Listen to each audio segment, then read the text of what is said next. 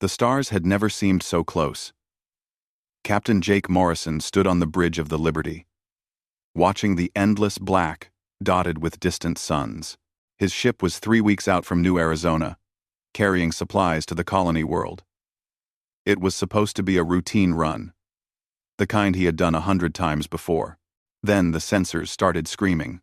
"Captain, we've got multiple contacts," said Lieutenant Sam Carter from his station. His voice was tight with tension. "They just appeared out of nowhere. 12 ships, no, 15. They're big, sir." Jake felt his stomach drop. In all his years of space travel, he had never seen another ship that wasn't human. Nobody had.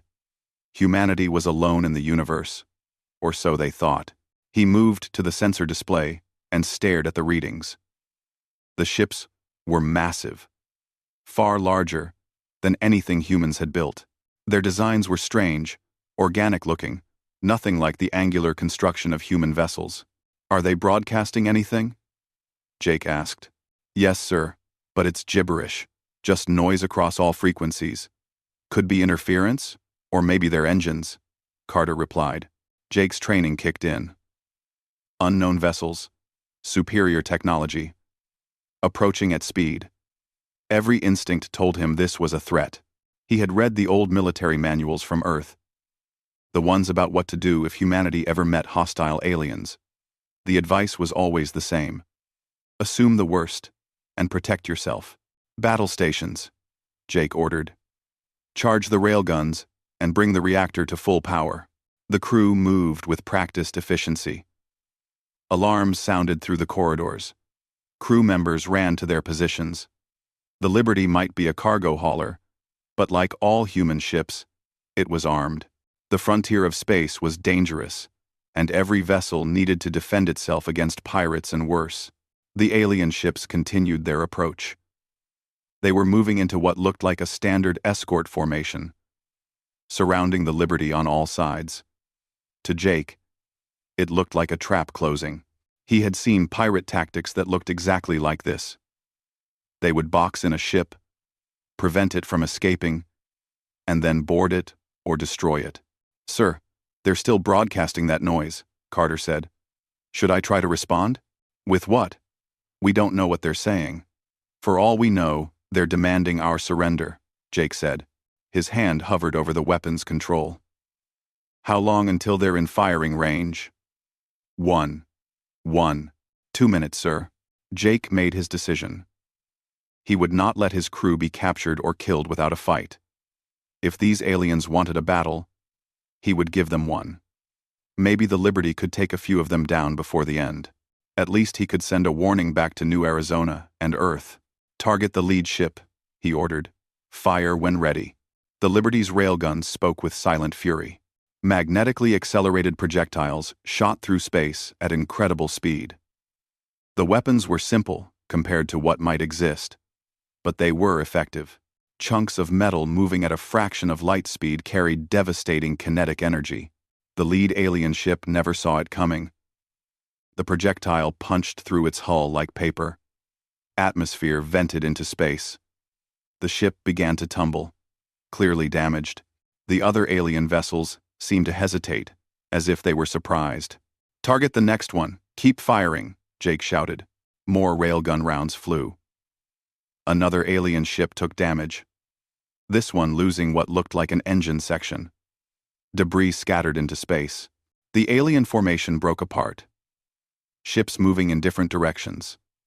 Some seemed to be trying to get away from the Liberty, while others were moving to attack positions. "They're returning fire," Carter yelled. Strange energy beams lanced through space, but they were aimed poorly. The Liberty jinked hard to port, and the beams missed. Jake realized with grim satisfaction that these aliens, whoever they were, had not expected a fight. They were not ready for human aggression. "Prepare for emergency jump," Jake ordered. "We're getting out of here." "Sir, we're too close to New Arizona. The gravity well will tear us apart if we jump from here," Carter protested. "I know the risks. Do it anyway," Jake said. The Liberty's faster-than-light drive began to charge. It was a dangerous move, jumping while so close to a planet.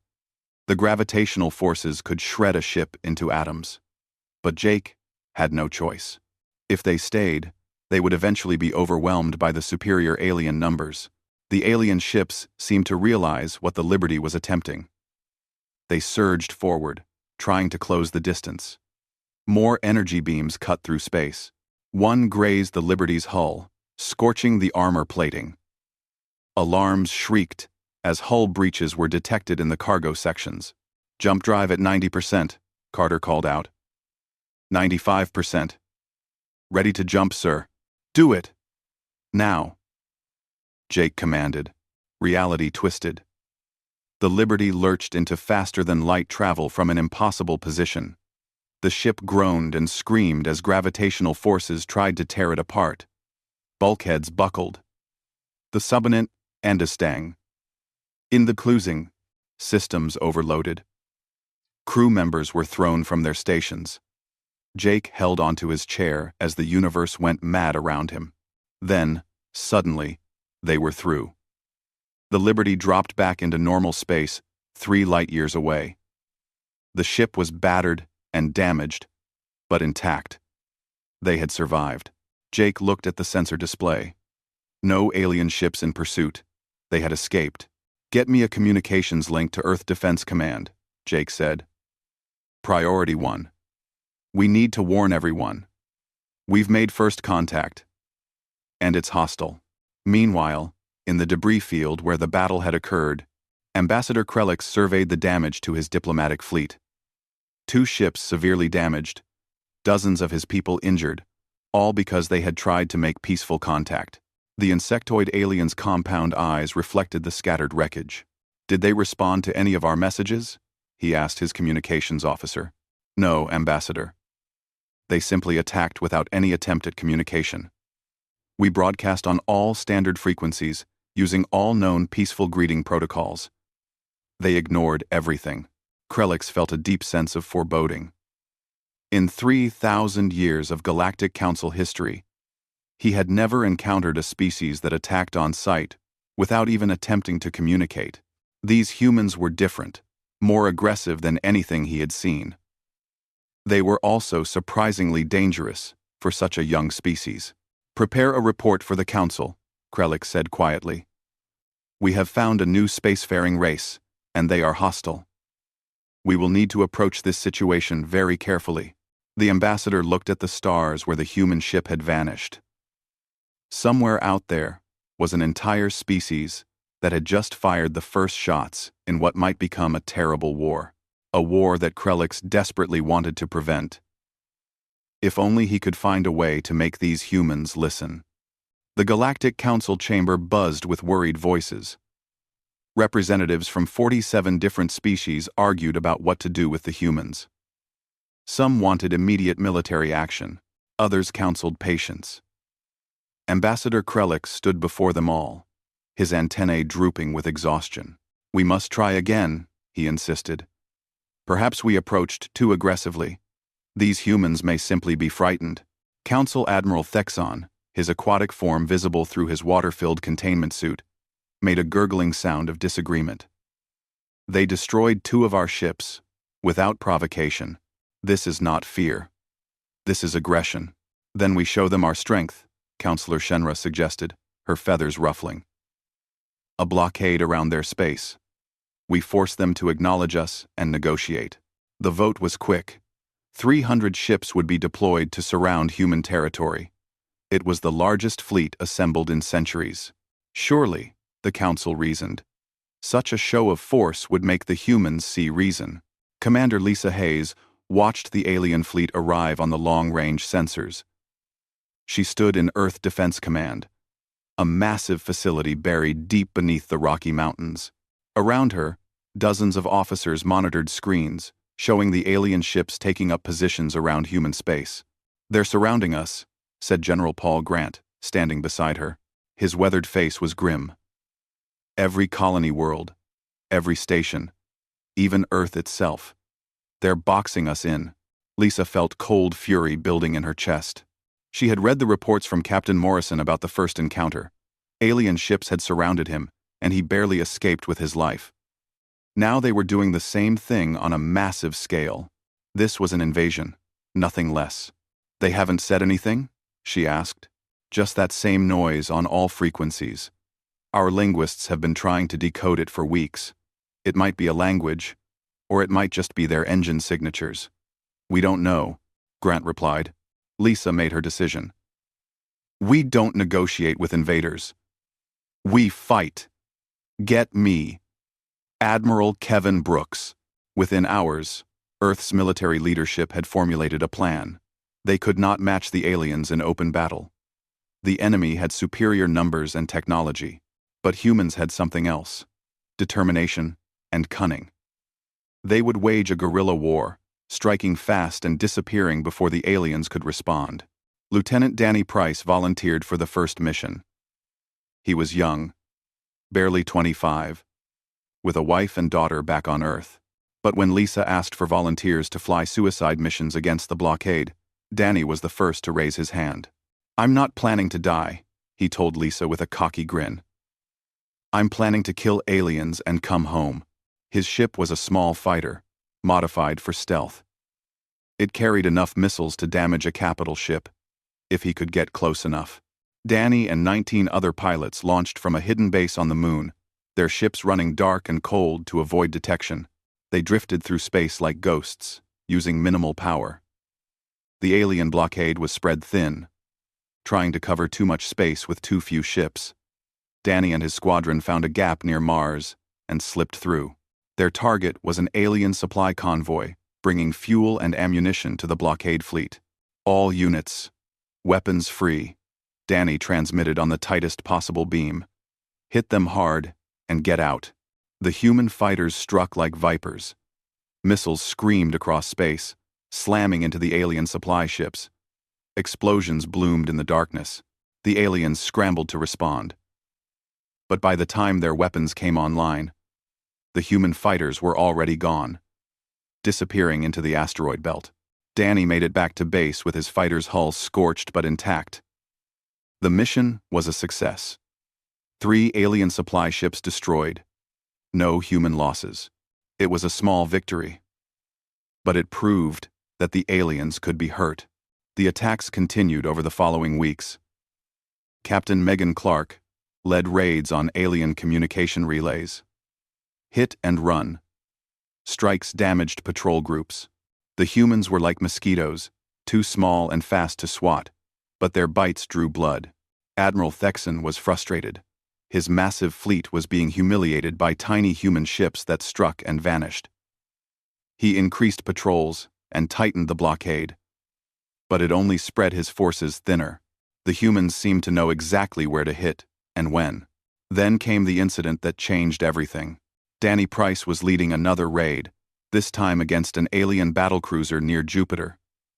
His squadron came in fast, missiles ready. But the aliens were waiting. It was a trap. Energy beams cut through space, destroying 2 human fighters instantly. Danny's ship took a direct hit. His engines were gone, life support failing. He could eject and hope for rescue, or he could die for nothing. He looked at the image of his daughter taped to his console and made his choice. "Tell my family I love them," he transmitted to his squadron. "Now get out of here." Danny aimed his crippled fighter at the alien battlecruiser and pushed his reactor into overload. The remaining squadron members watched in horror as he accelerated toward the enemy ship. The aliens tried to shoot him down, but he was too close, moving too fast. The collision was catastrophic. Danny's reactor exploded on impact, tearing through the battlecruiser's hull. Secondary explosions rippled through the alien ship as ammunition and fuel detonated. Within seconds, the massive vessel was nothing but expanding debris. Danny Price's sacrifice destroyed a ship worth more than 100 human fighters. But more than that, it sent a message that terrified the Galactic Council. Humans would rather die than surrender. The tactic spread. Other pilots, inspired by Danny's example, began ramming attacks when conventional weapons failed. The aliens watched in horror as humans turned themselves into missiles, trading their lives for enemy ships without hesitation. Ambassador Krelix received reports of the kamikaze attacks with growing dread. He had studied many species, but he had never seen anything like this. Most intelligent beings valued their own survival above all else. It was a fundamental principle of evolution. But these humans seemed to have no survival instinct at all when they were fighting. "We need to communicate with them," Krelix insisted to the council. "We must make them understand we mean no harm. We have been broadcasting peace messages continuously," the communications director reported. "We have used every language pattern in our database. They receive our transmissions, but never respond." The council tried different approaches. They broadcast mathematical sequences, universal constants, anything that might establish basic communication. The humans ignored it all. Some human ships were captured in battle, and the council tried to speak with the prisoners. The captured humans refused to talk, staring silently at their captors with hate-filled eyes. One human prisoner, a pilot named Alex Stone, attempted to strangle himself with his own clothing rather than speak to the aliens. Guards stopped him, but the message was clear. Humans would rather die than cooperate. Lisa Hayes received intelligence reports about the failed communication attempts. She saw them as proof of alien arrogance. The invaders attacked first, established a blockade, and now they wanted to talk? It was obviously a trick, a way to make humans lower their guard. "They can broadcast all the noise they want," Lisa told her staff. "We will respond with action. Every attack they make will be answered with 10 of our own. We will make them regret the day they came to human space." The guerrilla war intensified. The aliens had superior technology, but the humans had superior motivation. Every man, woman, and child in human space understood what was at stake. If they did not fight, they would be conquered or exterminated. There was no middle ground, no room for negotiation with an enemy that refused to speak in any language humans could understand. In the darkness between the stars, two species drifted toward a war neither wanted but both felt compelled to fight. And with each passing day, with each new battle and each new death, the chance for peace grew smaller, and the horror grew larger. The Galactic Council was divided. For 3 months, the blockade had held.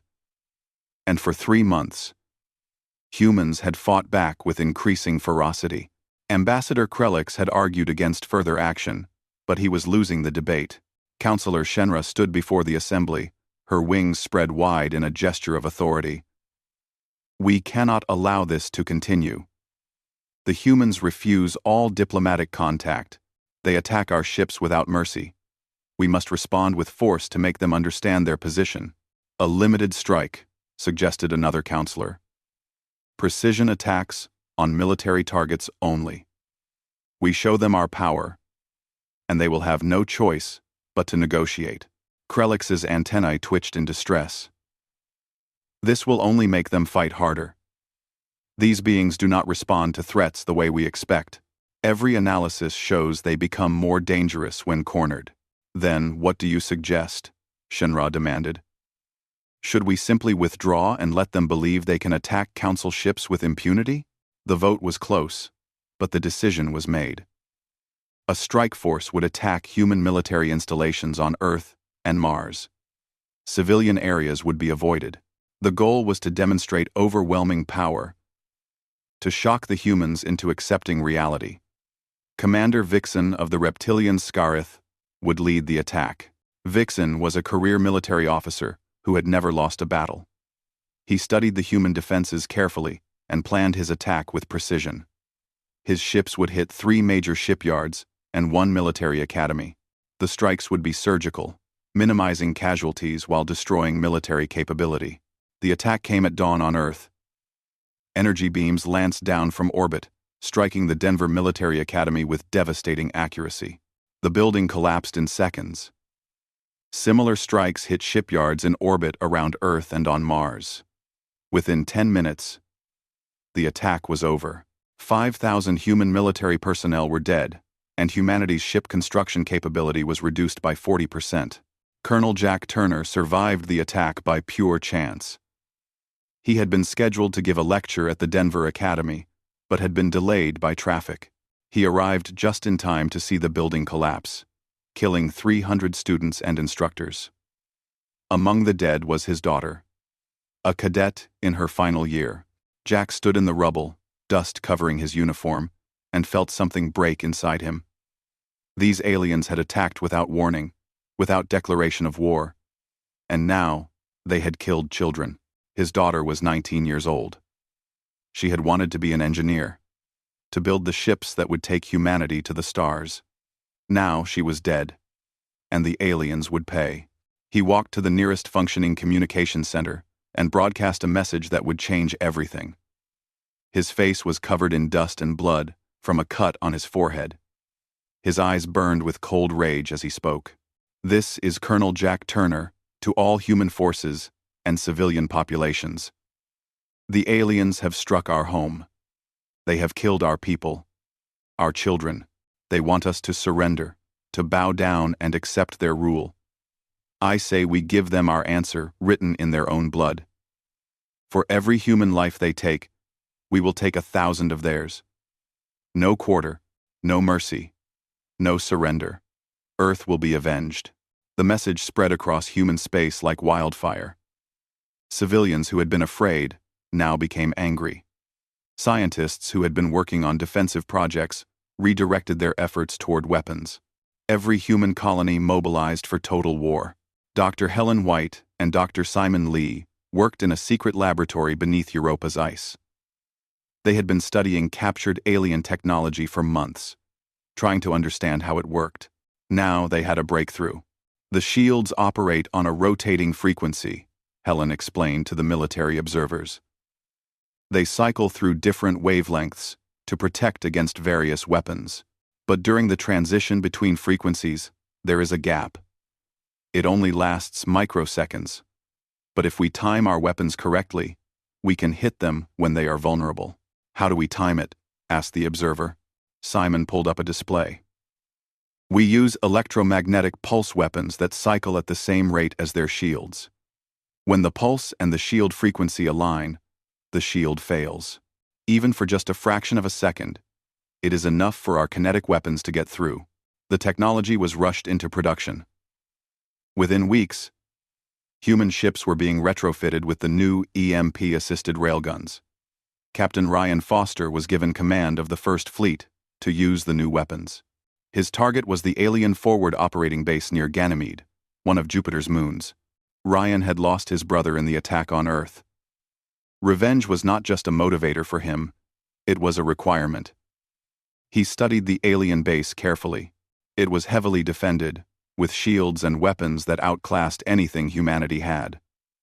But Ryan had 200 ships and crews that were willing to die to take it down. The human fleet came out of faster-than-light travel in a tight formation, already moving at attack speed. The aliens detected them immediately and raised their shields. But this time, the shields failed, as the EMP pulses disrupted them. Human railgun rounds punched through, smashing into the base's structure. The aliens fought back desperately. Energy beams and missiles tore through human ships. Ryan's flagship took a direct hit that killed half the crew. But the humans kept coming, pressing the attack even as they died. Ships that lost weapons rammed into alien vessels. Fighters that ran out of missiles used their ships as kinetic projectiles. The battle lasted 4 hours. When it was over, the alien base was a field of debris. Of Ryan's 200 ships, only 37 survived. But the base was destroyed completely, along with every alien ship that had been stationed there. Council casualties exceeded 30,000. Admiral Thexan received the report in his command ship and felt something he had never experienced before: fear. The humans had just destroyed a major military installation using tactics that should have been impossible. They had suffered terrible losses but counted it as a victory because they had hurt the enemy. "How many ships did they lose?" Thexan asked. "Over 80% of their fleet, Admiral." Thexan stared at the tactical display.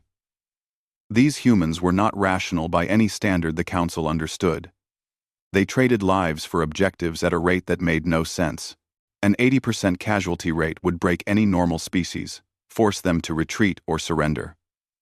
But the humans called it a victory. Back on Earth, Lisa Hayes promoted Ryan Foster to Admiral and gave him command of all human military forces in the Jupiter sector. His success had proven that humans could win, even against superior alien technology. The key was being willing to pay the price in blood that the aliens were not willing to pay. But the price was terrible. Human casualties were mounting into the hundreds of thousands. Entire families were being wiped out. Colony worlds that had once been peaceful were now armed fortresses. Children were being trained in combat tactics in school. Humanity was transforming itself into a warrior species, and there seemed to be no way to stop the momentum. The Galactic Council convened an emergency session. Counselor Shenra, who had advocated for the strike on Earth, now stood before her peers, with her feathers drooping in shame. I was wrong. The attack did not break their will. It only made them more determined. Krellix did not feel any satisfaction at being proven correct. Too many had died already. We must find a way to communicate. There has to be something we have not tried. Mun Sul, the telepathic xenopsychologist, offered his analysis. I have been studying the human responses. They genuinely seem to believe we are trying to exterminate them. Every action we take is interpreted as hostile. The blockade, the strike on Earth, even our peace messages. They receive all of it as threats. But we have been broadcasting peace messages continuously, protested one counselor. Perhaps they cannot understand them, Sul suggested quietly. What if there is a fundamental incompatibility in our communication methods?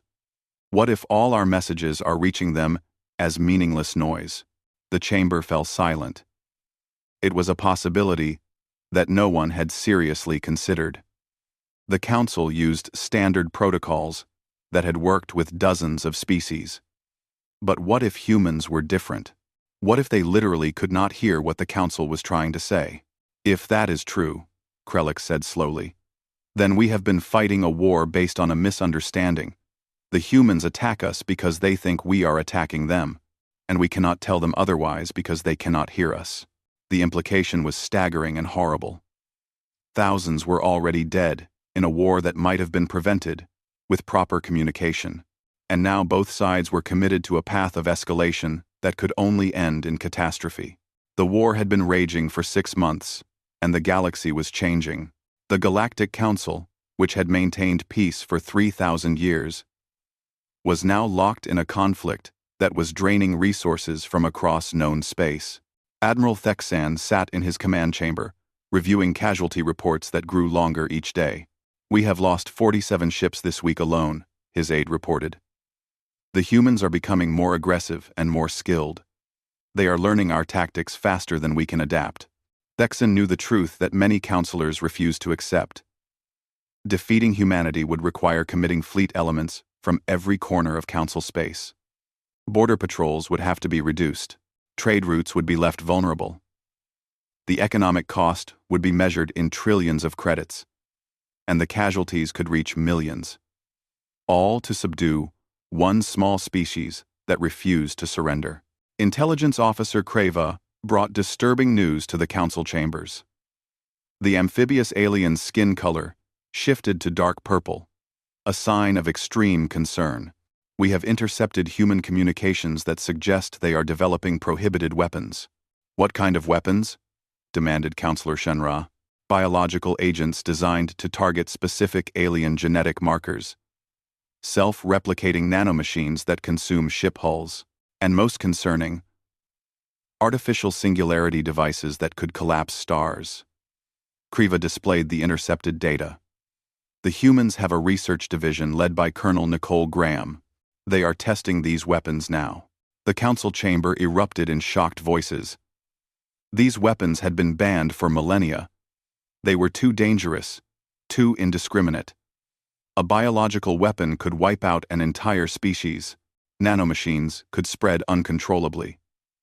And a singularity bomb could destroy solar systems. They would not use such weapons, Ambassador Krellix protested. The damage would be too widespread. They would kill themselves along with us. I do not think they care, Kriva replied quietly. Every intercept we have analyzed shows the same pattern.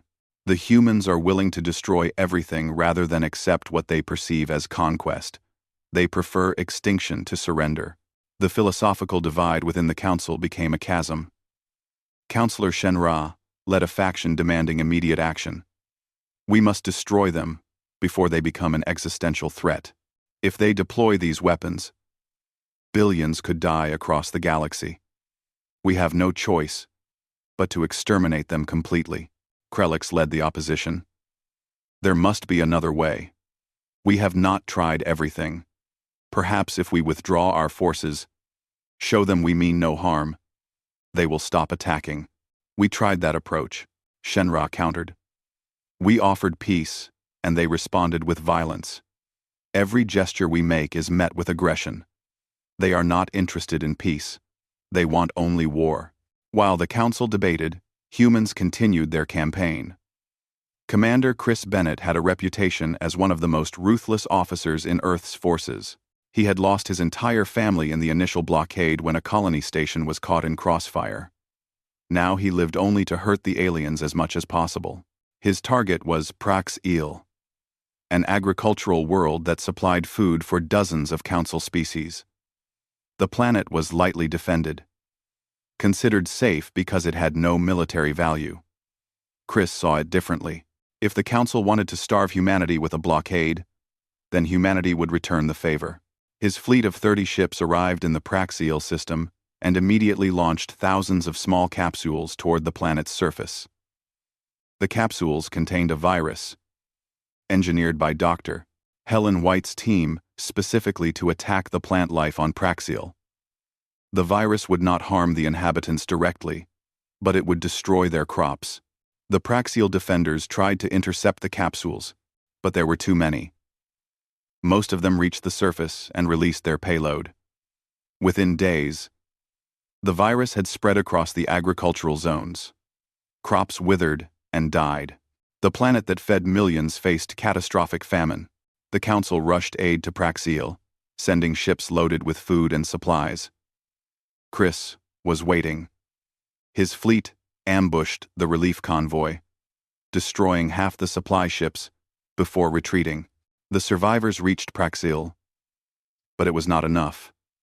Millions would starve while waiting for more supplies to arrive.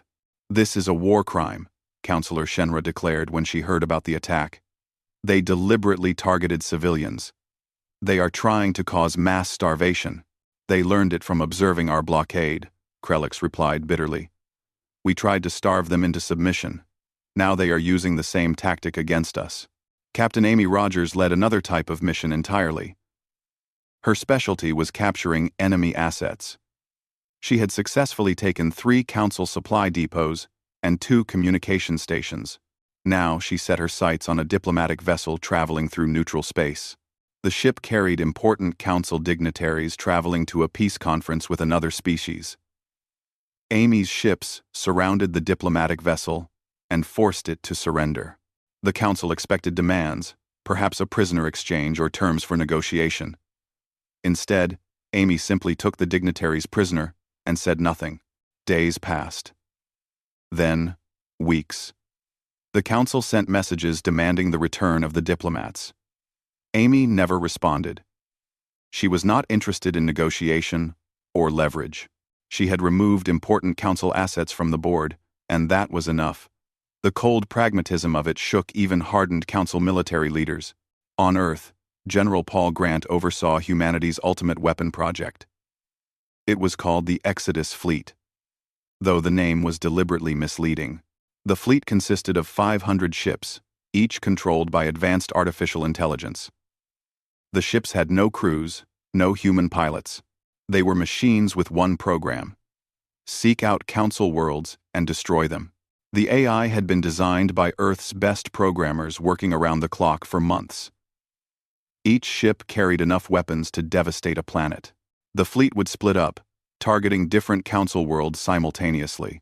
Even if the council destroyed 90% of the ships, the remaining 10% would still reach their targets and cause catastrophic damage. General Katie Morse, Grant's second-in-command, reviewed the project with growing horror. She had been a soldier all her life, had seen combat on 3 different worlds. But this was different. This was genocide on a scale that humanity had never contemplated before. "Are we really going to do this?" she asked Grant, as they stood in the control center. Grant looked old and tired. "If we do not, they will eventually wear us down. They have more ships, more resources, more people. Our only advantage is that we are willing to do what they are not. We will burn their worlds to ash, if that is what it takes to survive. This will make us monsters," Katie said quietly.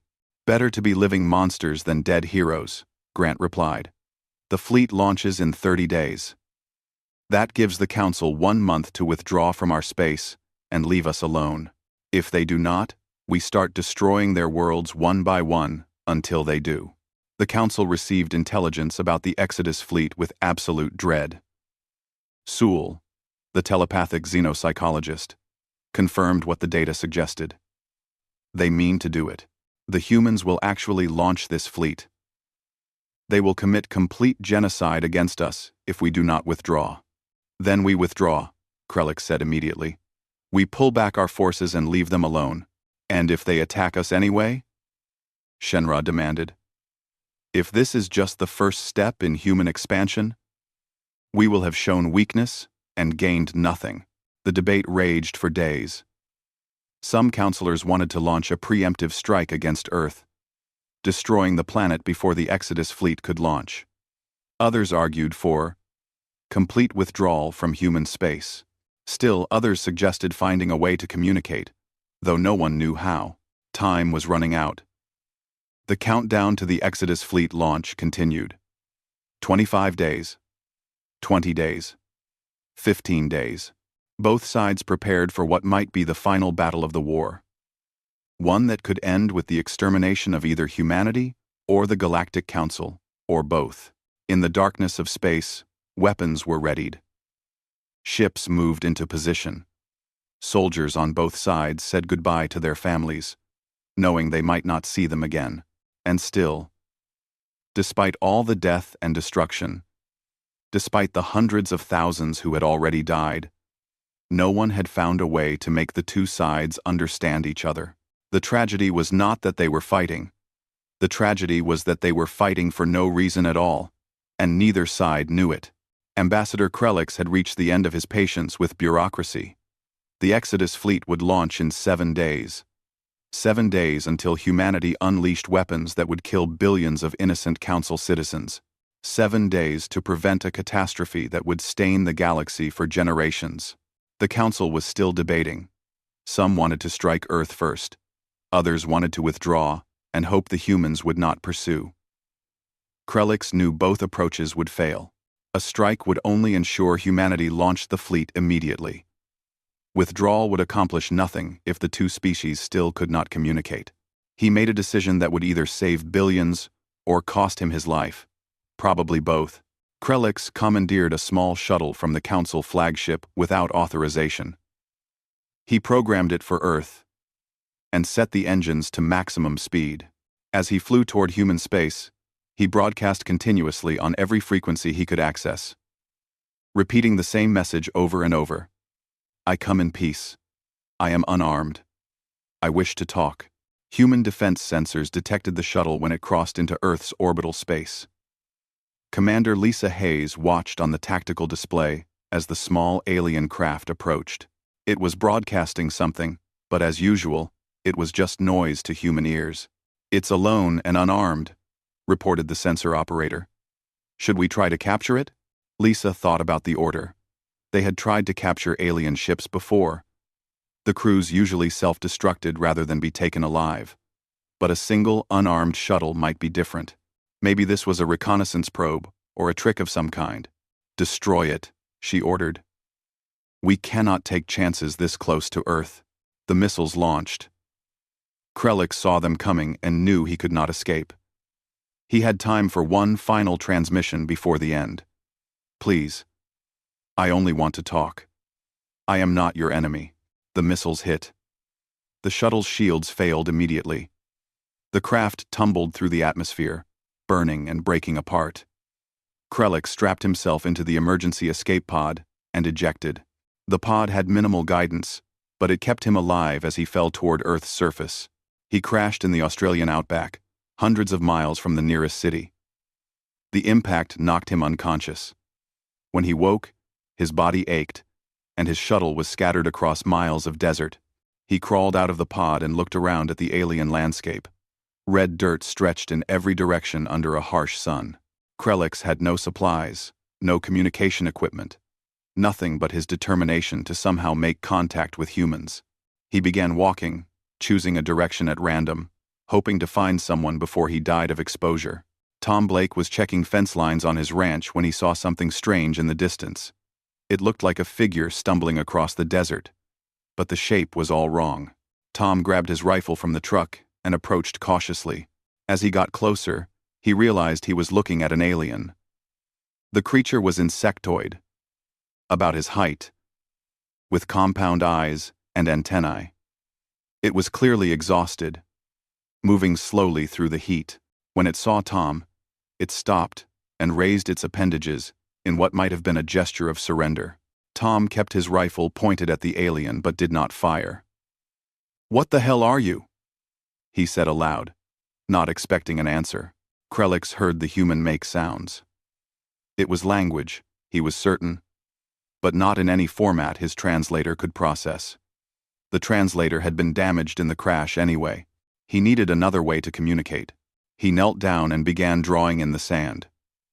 First, he drew a circle representing the sun, then smaller circles for the planets. He pointed to the third circle, then at the ground, Earth. The human watched carefully. Tom understood immediately. The alien was showing him the solar system. It was trying to communicate. Tom knelt beside the creature and picked up a stick. He drew the same solar system diagram, then pointed to the alien, and then to one of the outer planets. "Where are you from?" Krelix's antennae quivered with excitement. The human was trying to understand. He drew a bigger circle around all the planet circles, representing the galaxy. Then he made many small marks outside the solar system and pointed to them. Many worlds, many species. They continued this way for an hour, drawing pictures in the sand, pointing and gesturing. Tom learned that the alien came from a group of many species. Krelix learned that humans were confused and frightened.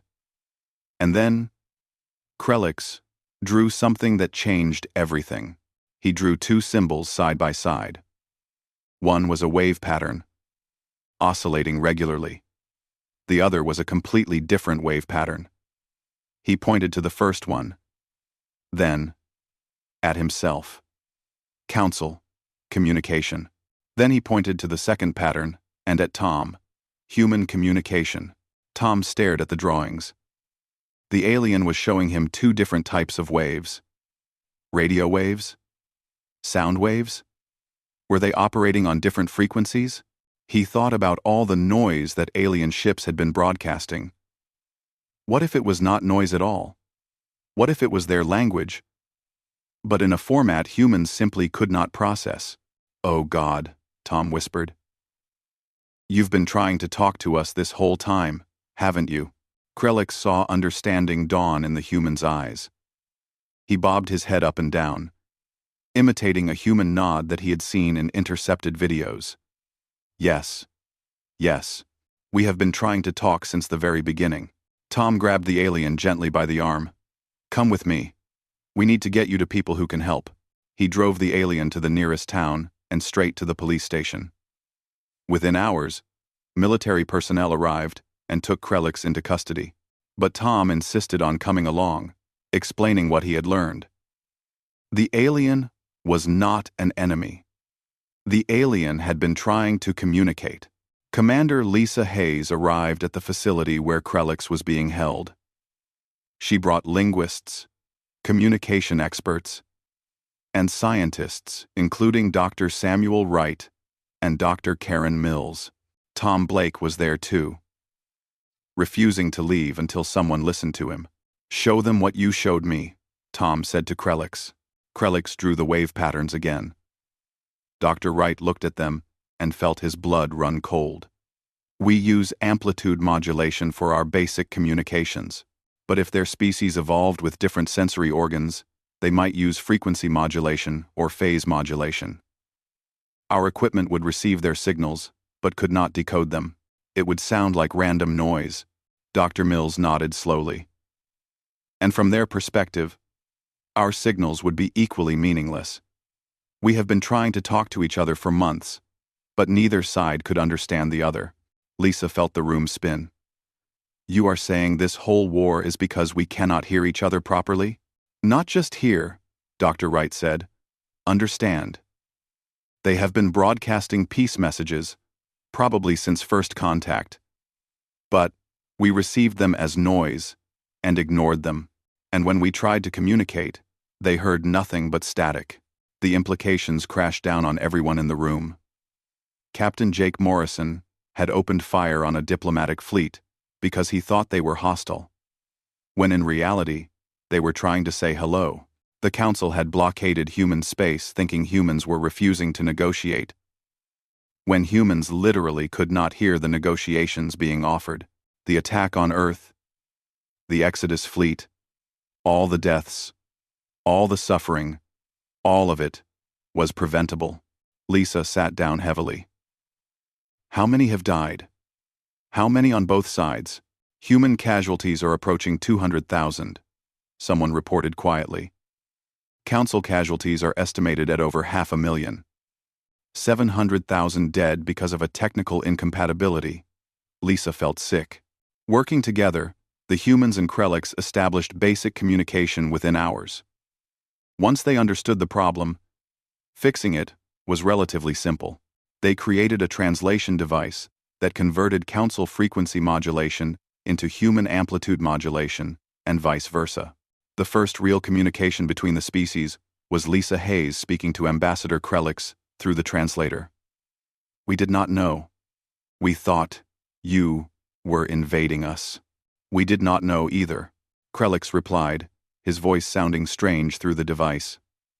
"We thought you were hostile and refused all peaceful contact. I am so sorry for what my people have done to yours." "And I am sorry for what we have done to yours," Lisa said, tears streaming down her face. The news spread quickly through both military commands.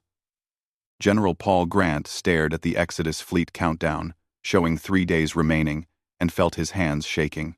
3 more days, and he would have launched a genocide fleet against innocent beings who had only wanted to make friends. He shut down the launch sequence personally, then walked to his quarters and wept for his daughter and all the others who had died for nothing. Admiral Thexan ordered the immediate withdrawal of all Council forces from human space. He sent a message through the new translation system, apologizing for the blockade and the attack on Earth. When he learned about the Denver Academy strike that had killed students, he requested permission to attend a memorial service. His appearance there, laying flowers at the memorial, became one of the most famous images of the post-war period. Captain Jake Morrison never learned the truth. He had taken his life 2 weeks earlier, unable to live with the guilt of starting what he believed was a war of human aggression. When Lisa learned of his death and the real cause of the war, she added his name to the memorial. He was as much a victim as anyone else. The war ended not with treaties or negotiations, but with mutual shame and horror. Both sides had to confront what they had done to each other, based on fear and misunderstanding. Counselors worked overtime, helping soldiers on both sides cope with the knowledge that their sacrifices had been unnecessary. But from the ashes of tragedy, something new grew. Ambassador Krelix and Commander Lisa Hayes worked together to establish communication protocols that would prevent this from ever happening again. They created first contact procedures that tested for communication compatibility before any other interaction. Humanity was eventually welcomed into the Galactic Council, but the ceremony was somber rather than celebratory. Representatives from both sides stood together at the memorial they had built jointly, a massive structure on Earth listing every name of every person from both sides who had died in the war. The inscription was written in both human and Council languages, readable by all. Tom Blake had suggested the words, and both sides agreed they were perfect. The greatest tragedy is not the war we fought, but the peace we failed to speak. Years later, human and council children would learn about the war in their history classes. They would learn about the brave soldiers who fought and died on both sides. But more importantly, they would learn about the critical importance of communication, of making sure you understand someone before you judge them, of asking questions before making assumptions. And whenever humans or council members faced a new species, they would remember the 700,000 who died because two species could not hear each other. They would remember, and they would do better.